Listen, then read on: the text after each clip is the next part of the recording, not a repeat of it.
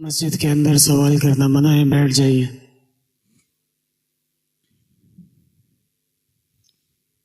حدیث شریف میں رسول اللہ صلی اللہ علیہ وسلم نے فرمایا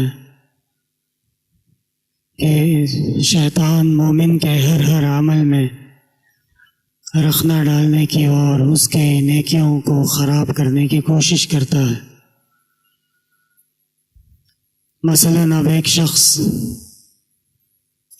اللہ کا بندہ مومن بہترین اعمال میں مصروف ہے، روزہ رکھا ہوا ہے، نماز کے وقت کی فکر ہے۔ جب نماز کا وقت آیا تو وضو کر کے مسجد کی طرف چل پڑے، مسجد میں تشریف لے آئے، نماز کے انتظار میں بیٹھ گئے۔ لیکن کہیں نہ کہیں شیطان مردود مسلمان پہ ایسا حملہ کرتا ہے کہ عبادات کے باوجود اس میں کوئی نہ کوئی کمی، کوئی نہ کوئی نقص رہ جائے۔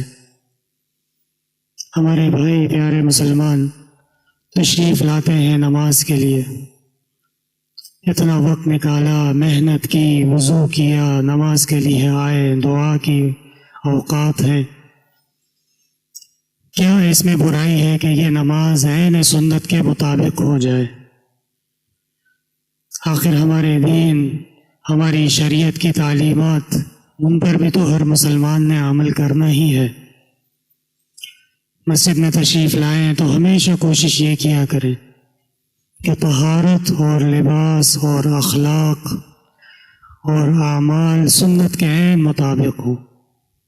نماز کے انتظار میں ہوں تو صفوف کی شکل میں بیٹھیں اور ایسے طریقے سے بیٹھیں کہ کلام نہ ہو، گپ شپ نہ ہو، دنیا کی باتیں نہ ہو، صرف اللہ کی یاد، اللہ کا ذکر، تلاوت، ان چیزوں میں مشغول رہیں۔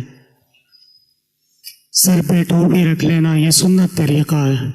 رسول اللہ صلی اللہ علیہ وسلم، آپ کے اصحاب، ان کے تابعین، ان کے اتباع، کسی ایک سے بھی یہ بات ثابت نہیں ہے کہ انہوں نے ننگے سر کو اپنا شعار، اپنی عادت بنائی ہو۔ ضرورت کی وجہ سے الگ ہے، احرام کی وجہ سے الگ ہے، لیکن ہمارے لیے جو ہمارے لباس میں مقتدا اور مشعل راہ ہے وہ قرآن کریم ہے، اور قرآن کریم میں اللہ نے کہا ہے وَلِبَاسُ التَّقْوَىٰ ذَلِكَ خَيْرٌ، اللہ سے ڈرنے والوں کا جو لباس ہوتا ہے یہی سب سے بہتر لباس ہے۔ تمام کتابیں، کتاب عالمگیری، شامی، حاشیہ ابن عابدین، بحر، نہر، مجمع البحار، خلاصہ، سب میں یہ بات واضح طور پہ لکھی ہے کہ ایسی قمیص میں نماز پڑھنا، ایسی شرٹ میں نماز پڑھنا جس میں آدمی کی کوہنیاں کھلی ہوئی ہوں، ننگی ہوں، مکروہ ہے۔ امام محمد رحمۃ اللہ علیہ سے پوچھا گیا کہ مکروہ کا کیا مطلب ہے؟ فرمایا یہ مطلب یہ ہے فرض ادا ہو جائے گا لیکن اللہ کی رضا اور ثواب نہیں ملے گا۔ کتنی افسوس کی بات ہے، وقت بھی لگ رہا ہے، تشریف بھی لا رہے ہیں، عبادت بھی کر رہے ہیں، لیکن اس میں کہیں نہ کہیں ایسی کمی موجود ہے جس کی وجہ سے لا علمی میں یا جہالت کی وجہ سے اس کو آگے درست کرنے کے لیے مسئلے کا معلوم ہونا ضروری ہے۔ نماز پڑھنے آ گئے، نماز میں کھڑے ہیں لیکن پائنچے ٹخنوں سے نیچے ہیں۔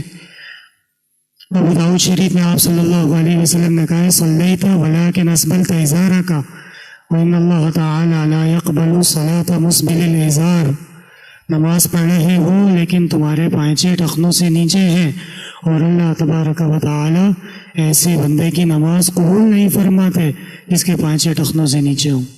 ابو داؤد شریف تیسرے نمبر پہ ہماری دین کی سب سے اصح کتاب ہے، اس میں حدیث موجود ہے۔